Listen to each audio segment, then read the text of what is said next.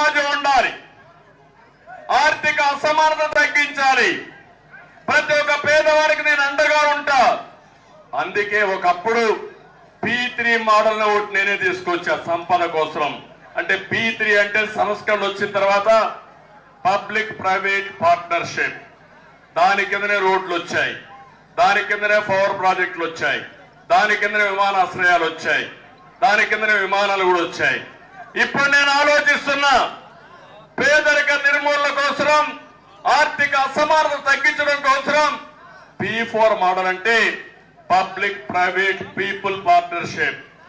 పేదవాళ్ళని పార్ట్నర్స్ గా చేసుకుంటా, బాగా చదువుకున్న వాళ్ళు, డబ్బులు సంపాదించుకున్న వాళ్ళు, మీరు డబ్బులు సంపాదించడం కాదు, నీతో పుట్టిన వాడిని, మీ ఊర్లో ఉండే వాళ్ళని, ఒకరినో ఒకరికంటే ఎక్కువ కుటుంబాలను పైకి తీసుకొస్తే నీకు పేరుంటుంది, నీ జన్మ సార్థకత.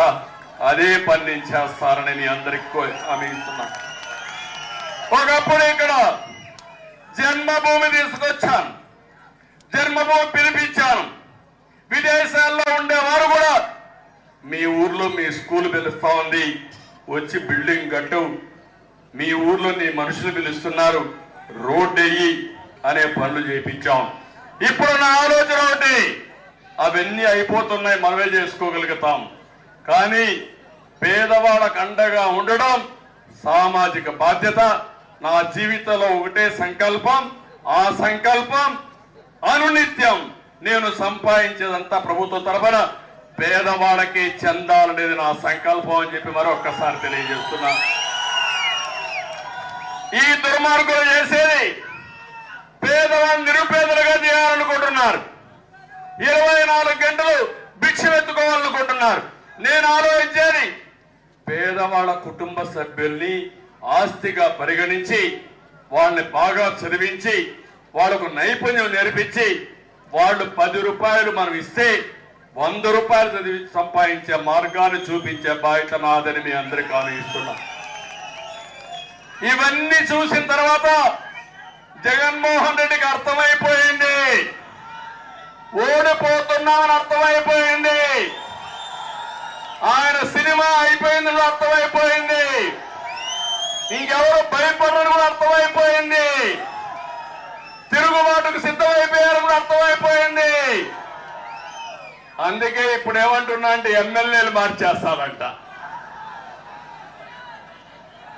ఏం తమ్ముడు ఎమ్మెల్యేలు మార్చేస్తే అయిపోతున్నా అని మిమ్మల్ని అడుగుతున్నా.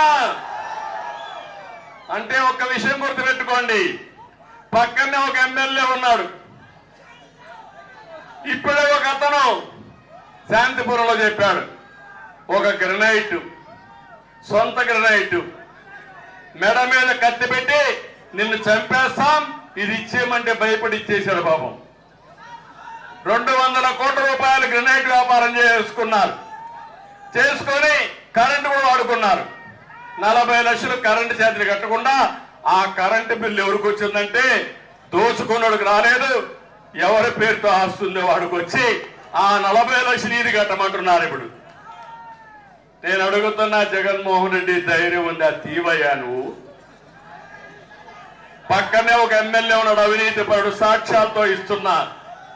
నువ్వు మాట్లాడుతున్నావు, ఇక్కడ ఒక మంత్రి ఉన్నాడు, మాట్లాడితే కుప్పానికి వస్తాడు, మాట్లాడితే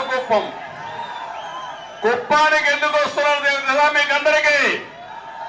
మన మీద ప్రేమతో కాదు, మన గ్రనైట్ల పైన ప్రేమ అతనికి. కప్పం కోసం కుప్పానికి వస్తున్నాడు ఆ పెద్ద మనిషి, దోపిడీ కోసం కుప్పానికి వస్తున్నాడు ఆ పెద్ద మనిషి. నేను అడుగుతున్నా, మీరు మంత్రా దళారిలా అని అడుగుతున్నా.